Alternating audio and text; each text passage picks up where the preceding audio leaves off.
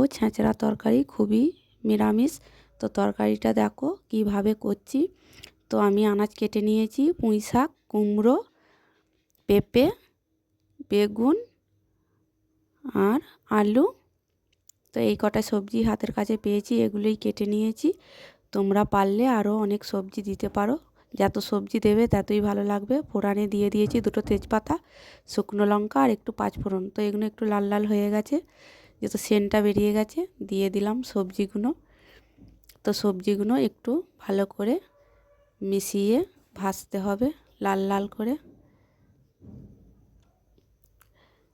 তো আমরা পারলে অনেক কিছুই পারবো।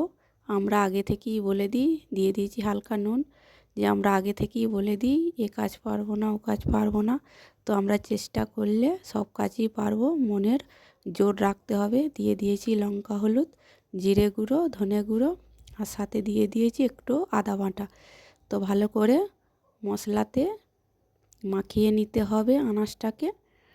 তো এরপরে দিয়ে দিয়েছি পুঁই শাক। তো এটাও ভালো করে কষে নেব।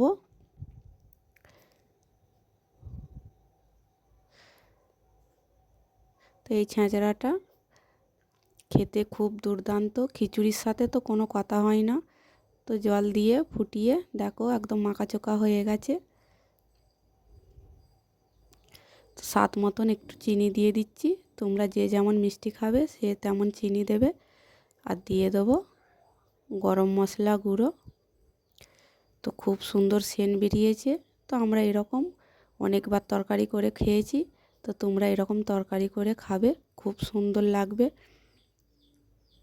তো তোমরা বাড়িতে এরকম চেষ্টা করবে, সব কিছুই তরকারি করতে পারবে। চেষ্টা মনের কাছেই সব কিছু। এই দেখো কত সুন্দর হয়েছে। এবার আমরা খাওয়া দাওয়া